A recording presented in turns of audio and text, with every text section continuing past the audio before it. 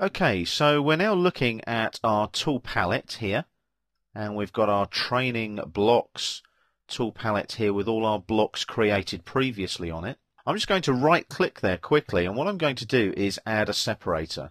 We'll look at how to do that later. The reason I've put it in there is purely to distinguish these blocks from any new blocks that we create.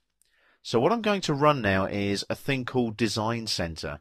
It's on the View tab in the Palettes panel, and it's this icon here, Design Center. So when I run Design Center, it brings up a palette that looks remarkably like Windows Explorer. And Design Center is primarily a Windows Explorer, but for AutoCAD. So let's have a look now. The Folders tab, as you can see, is just like Windows Explorer. I can drill down and find a drawing that I want to work with. So for example, if I went to, let's say, AutoCAD 2009 and double clicked on it, there's all the folders there, for example. So if I scroll down, there's a sample folder. If I double click there, as you can see, lots of sample drawings, and I'm drilling down just like I would in Windows Explorer. So you can see there, if I now go into my Design Center folder there, you'll see now, look, lots of drawings. And if I look here, you can see them much better on the left-hand panel.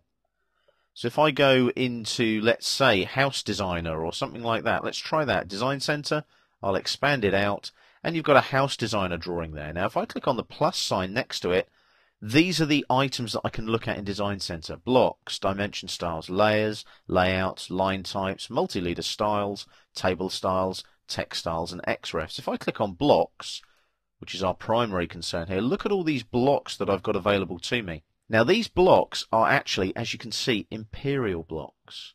Because obviously Autodesk are an American company, these drawings are in imperial measurements. Now, how do I make sure that when I bring a block in that is imperial and I want to bring it into my metric drawing, how do I make sure that it comes in a metric format? Well, it's very easy. Right click in the drawing area and go to Options on your shortcut menu. And in the Options dialog box, there is a setting in the User Preferences tab here. And it's this one here, Insertion Scale.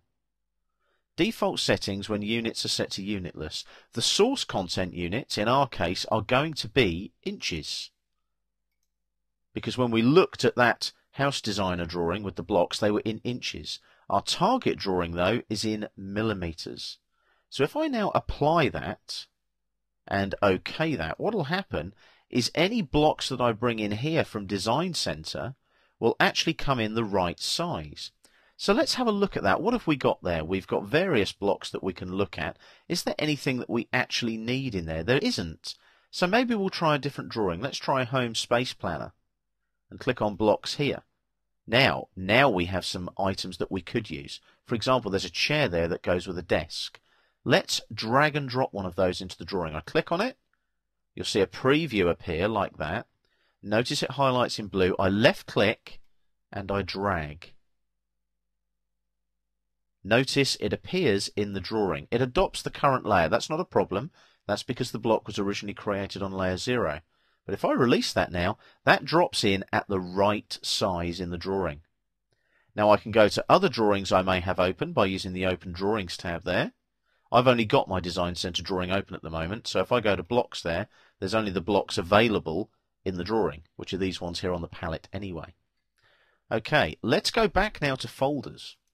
What I'm going to do is I'm going to drag and drop my chair here. I'm also going to drag and drop it over this way and release the mouse button. And you'll notice my chair goes onto the tool palette as well.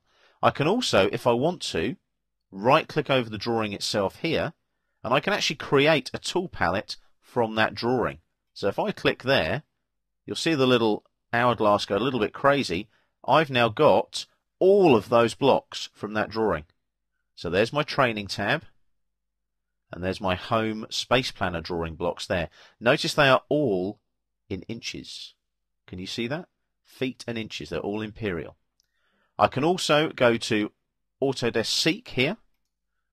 If I click here, it'll actually seek content for me now, and it'll open up the internet page for Autodesk Seek. Now what I could do here is I could log in, find some content, and as you can see I can go and find pretty much anything I want. So there's all this information available to you on Autodesk Seek. I'm not going to use that right now. I'm actually going to close that and go back to AutoCAD now. You can see it takes a few seconds there. Depends on the speed of your internet connection. Now I don't actually need Design Center on the screen anymore. So what I'm going to do, I'm going to close it now. And as you can see, I've got a block there now that I've brought in from another drawing. I go back to my training blocks here. It's also been placed here on my tool palettes. So you can place blocks from another drawing with Design Center. You can also place blocks onto a tool palette from Design Center.